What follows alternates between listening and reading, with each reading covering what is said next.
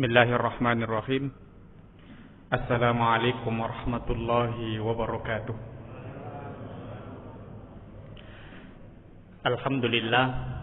Alhamdulillahilladzi kataba as-siyama fi syahri Ramadan wa anzala fihi al-Qur'an hudan lin-nasi wa bayyinatin minal huda wal furqan. Asyhadu an la ilaha illallah wahdahu la syarikalah wa asyhadu anna Muhammadan abduhu wa rasuluh la nabiyya wa la rasula ba'dahu ma ba'du.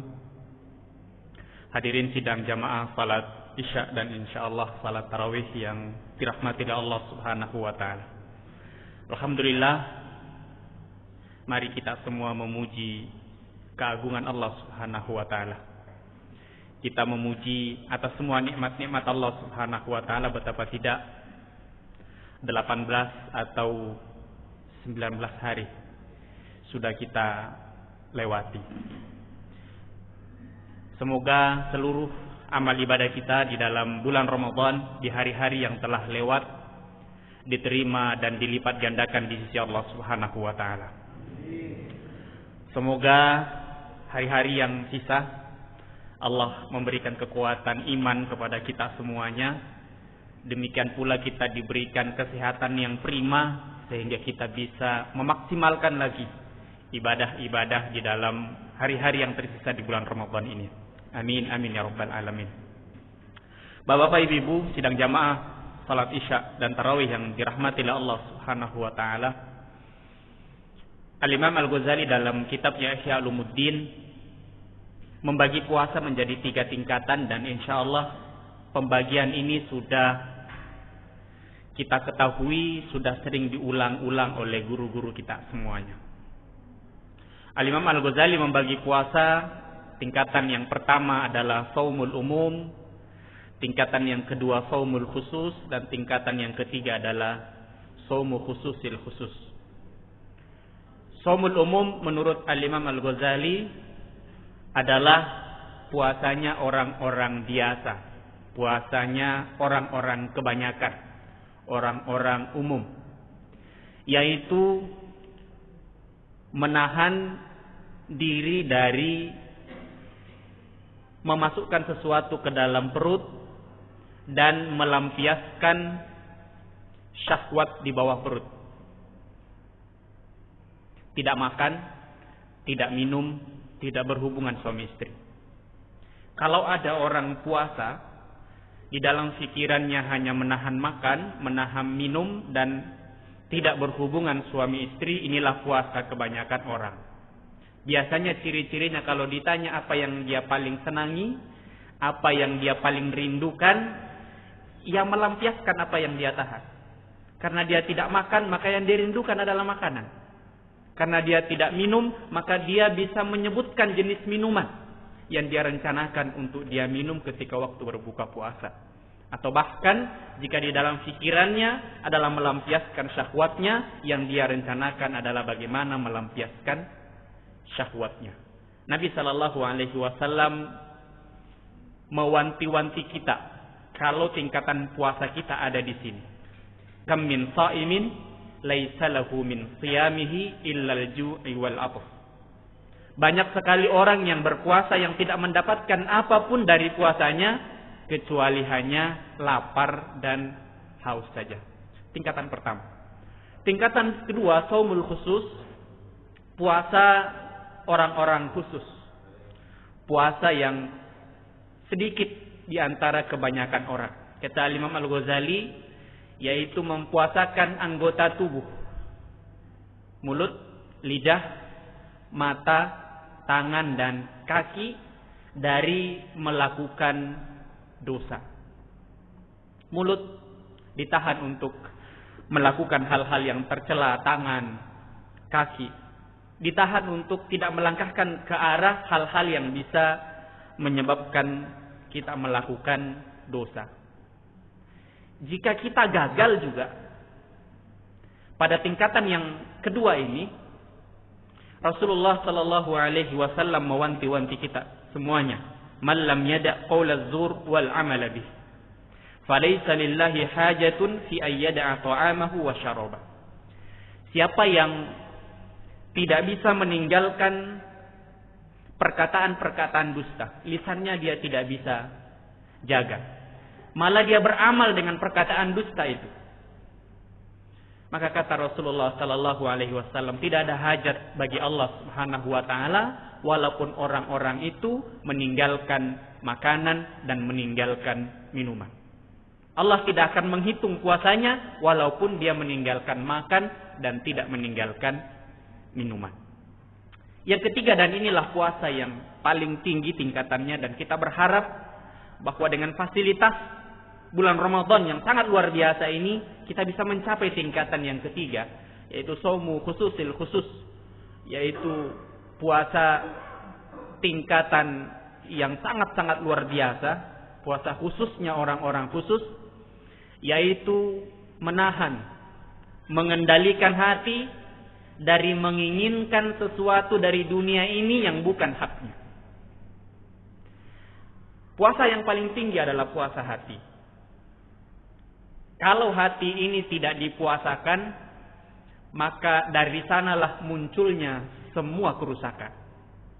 Dari sanalah munculnya semua dosa.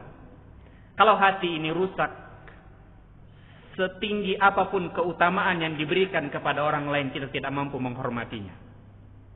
Kalau hati ini sakit, jika ada orang yang lebih rendah daripada kita, maka kita tidak akan bisa menghargainya. Menghormati seseorang, menghargai seseorang tergantung pada apakah hatinya sehat atau tidak. Bulan Ramadan menghendaki kita untuk bukan hanya mempuasakan perut dan di bawah perut, bukan hanya mempuasakan anggota tubuh kita, tetapi juga mempuasakan hati kita.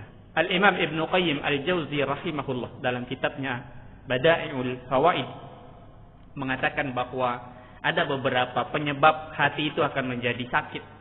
Hati itu akan mudah hancur. Hati itu tidak berfungsi. Dan yang kita sampaikan malam hari ini hanya yang berkaitan dengan bulan puasa. Ada dua yang berkaitan langsung dengan bulan puasa. Yang pertama kata Al-Imam Ibn Qayyim Al-Jauzi rahimahullah, fudulut ta'am, berlebih-lebihan dalam hal makan. Makan itu tidak ada hukumnya, boleh-boleh saja. Bahkan di dalam Al-Quran ada perintah, kulu washrabu, makanlah kalian, minumlah kalian. Sesuatu yang tidak ada hukumnya lalu ada perintahnya, maka tentu yang paling penting adalah yang datang setelahnya. Wala tusrifu, jangan berlebih-lebihan dalam hal makan. Bulan Ramadan ini juga kita kenal dengan bulan makan. Banyak makanan yang tidak muncul di luar bulan Ramadan kemudian bermunculan dalam bulan Ramadan. Hati-hati di dalam bulan Ramadan kita berlebih-lebihan dalam hal mengurus makan, karena berlebih-lebihan di dalam makanan membuat hati ini akan menjadi sakit. Lalu ketika kita mempuasakan, hati kita begitu berat, begitu sulit. Rasulullah sallallahu alaihi wasallam memberikan aturan tentang makan ini. Rasulullah mengatakan, "Ma mala'a adami'u wi'an syarran min batni."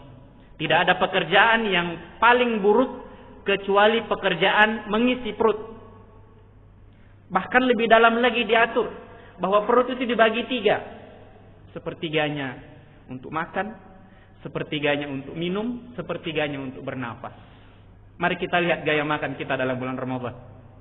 Apakah ketika kita habis makan, kita mudah untuk bernafas? Artinya kalau kita tersengal-sengal habis makan, berarti kita tidak memberikan jatah di dalam perut kita udara, nafas, sehingga kita kemudian kesulitan. Kata Nabi sallallahu alaihi wasallam, cukuplah makan itu tegak punggung. Ini bukan punggungnya tegak, malah kemudian dia sender, malah kemudian dia berbaring, lalu muncullah penyakit yang berbahaya yang disebabkan oleh kebanyakan makan, yaitu malas beribadah. Orang yang malas beribadah, hatinya akan dipenuhi penyakit-penyakit kemunafikan. Bahkan lebih diatur lagi oleh agama kita ini.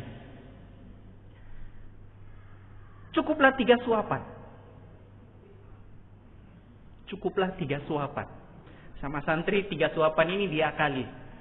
Suapannya bukan pakai sendok biasa, tapi pakai centong nasi besar. Yang penting 3 suapan. Tapi masih diatur lagi. 1 suapan cukup diambil dengan 3 jari. Silahkan diakali. Bagaimana agama ini mengatur tentang makan, karena ternyata makan sangat berpengaruh kepada perut kita. Orang yang lapar sangat mudah menghargai orang. Orang yang lapar tahu bahwa orang ini memiliki keutamaan, lalu dia memberikan penghormatan. Bulan Ramadan, al-fil talatih, masih ada. Laparkan selapar-laparnya perut kita. Puasa itu tujuannya untuk lapar. Jangan ketika lapar kita kemudian mencari sesuatu yang meringankan lapar kita. Tidur diperbanyak dan lain sebagainya. Yang kedua, kata Al-Imam Ibnu Qayyim Al-Jauzi, yang dapat merusak hati kita adalah fudulun niyam, berlebihan dalam hal tidur. Ba'da zuhur biasanya di masjid-masjid banyak orang yang iktikaf, berdiam diri di masjid, tidur. Ketika ditanya ada dalilnya. Dalilnya apa? Tidurnya orang-orang yang berpuasa bernilai ibadah. Padahal mau dicari di kitab hadis manapun tidak kita temukan hadis itu. Betul, tidur itu bisa bernilai ibadah, paling tidak dalam kondisi dua hal. Yang pertama, tidur karena kelelahan ibadah. Ngaji, saking lamanya dia ngaji, dia ketiduran, maka tidurnya dinilai sama dengan ngajinya. Sama, tidak dinilai tidur, tetapi dinilai dengan amalan yang dia lakukan sebelumnya. Kelelahan dia bekerja, lalu kemudian dia tidur karena lelahnya dia bekerja, dan bekerja itu adalah perintah Allah Subhanahu wa taala, maka tidurnya dinilai sama dengan bekerja. Tetapi kalau tidurnya kemudian membuat dia malas bekerja, atau kemudian kehilangan pekerjaan, ini adalah fudulun niyam, tidur yang dapat merusak hati. Yang kedua adalah tidur untuk mempersiapkan ibadah. Ada waktu setelah sahur untuk kemudian kita duduk sejenak agar kemudian kita bisa mempersiapkan sholat subuh. Ada qailullah sebelum duhur agar duhur kita kemudian fresh. Tentu tidak lama, menurut para ulama 15 sampai 20 menit.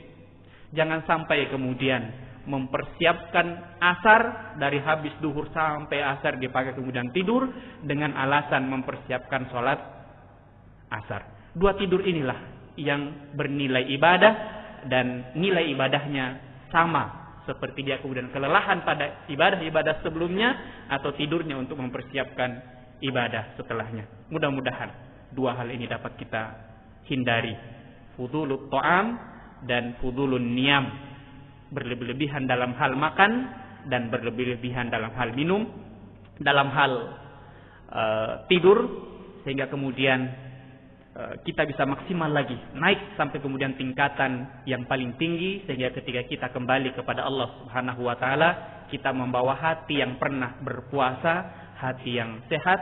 Yauma la yanfa'u malun wala banun illa man atallaha biqalbin salim. Akan datang satu hari di mana anak, harta tidak ada gunanya kecuali yang datang kepada Allah membawa hati yang sehat. Puasa akan membuat hati kita sehat semuanya. Yang penting penyakit-penyakitnya kita hindari. Aqulu qouli hadza astaghfirullah li wa lakum astaghfiruh. Wassalamu alaikum warahmatullahi wabarakatuh.